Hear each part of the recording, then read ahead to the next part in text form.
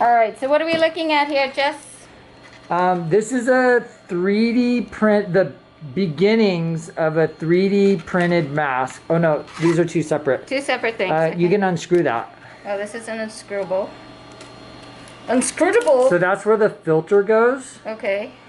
The filter goes in there. Ooh, cool. Nice filter. Yeah, so that's pretty snazzy. You're gonna go clean it, right? With the UVC light.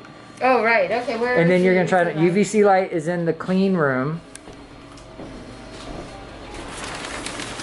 And the studio has only had 4 people in it ever since this all went down. Okay. So you're supposed to UVC it for 20 seconds, about 2 to 4 inches away. Gonna be pretty close.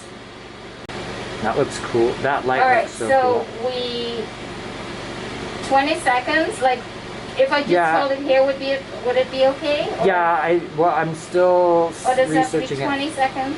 I feel like moving is a little better, especially like with the other masks. You got to move a little because in order to cover the whole thing. So when I design the box for it, I'm gonna design a motor so that the wand moves back and forth. Oh, cool. So And my then, my Lego box just got way more complicated. But yeah. But I think it's pretty cool. Ideally, I think what would be the best is to have one on the top and one at the bottom.